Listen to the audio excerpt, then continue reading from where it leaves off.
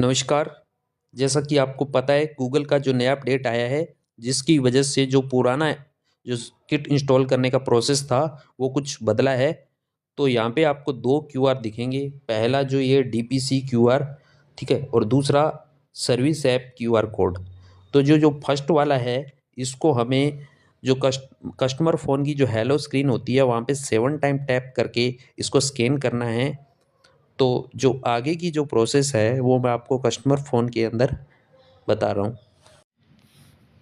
ये जो customer phone है इसमें मैं 7 टाइम टैप करूँगा और पहले की तरह इसमें ही ये स्कैनिंग क्यूआर कोड खुलेगा। अब जो टेस्ट डीपीसी वाला क्यूआर कोड है यानी फर्स्ट वाला है उसको ये स्कैन करेंगे। स्कैन करने के बाद ये आपको वाईफाई से कनेक्ट करना है, इंटरनेट से।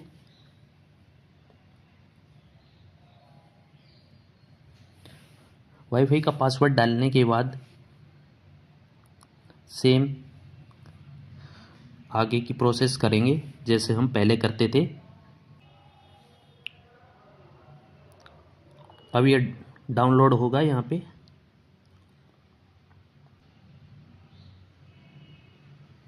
फिर इसको नेक्स्ट करेंगे।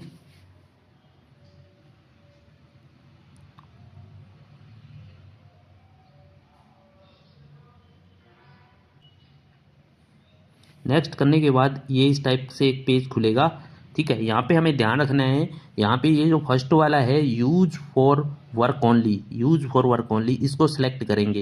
ये स्पेशल ध्यान रखना है। करने के बाद फिर एक्सेप्ट एंड कंटिन्यू करना है।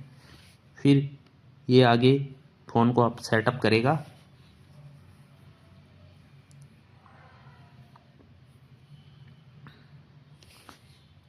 नेक्स्ट कर देना है। फिर ये फिनिश।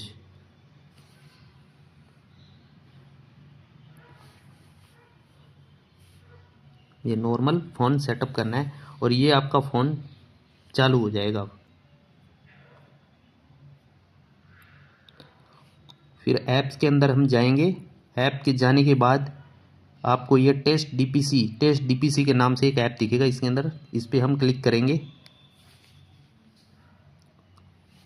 इसको अलाउ कर देंगे। अलाउ करने के बाद हम क्या है नीचे स्क्रॉल करेंगे, नीचे लिखा होगा हाइड ऐप्स। ये देखो हाइड ऐप, इस पर क्लिक करने के बाद में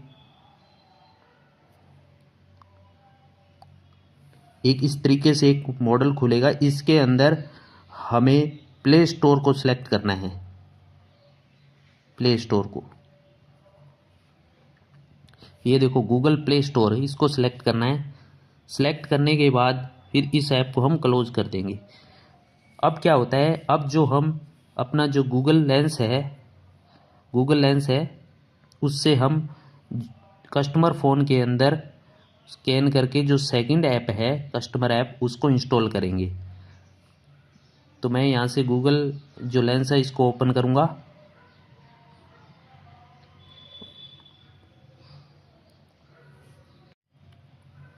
और गूगल लेंस से स्कैन करके जो सेकंड वाली ऐप है वो मैंने यहाँ से डाउनलोड कर ली है, ठीक है। डाउनलोड करने के बाद मैं इसको ओपन करूँगा।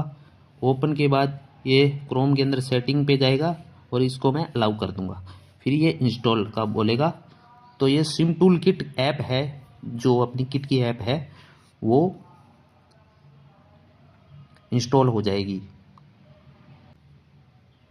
ये इंस्टॉल हो गई। इंस्टॉल होने के बाद फिर हम इसको क्लोज कर देंगे।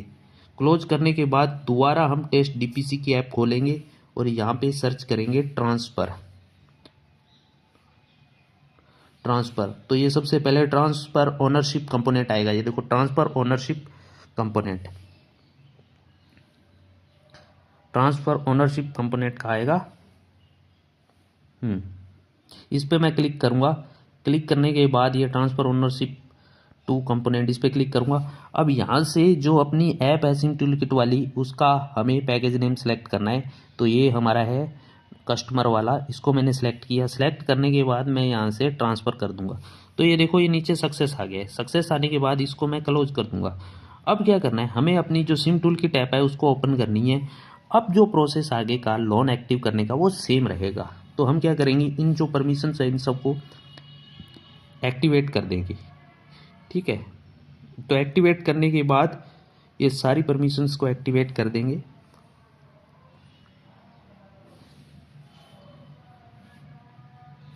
इसको मैंने अलाउ कर दिया। अब इसको भी मैं अलाउ करूँगा, फिर इसको अलाउ करूँगा, इसको करूँगा, ये कंटिन्यू का बटन पे मैं क्लिक कर दूँगा। जैसे ही मैं इस पर क्लिक करूँगा, क्लिक होने के बाद अब ये मेरा किट है, ये एक्टिवेट हो गया है। ये देखो लोन एक्टिवेट हो गया है। ठीक है, तो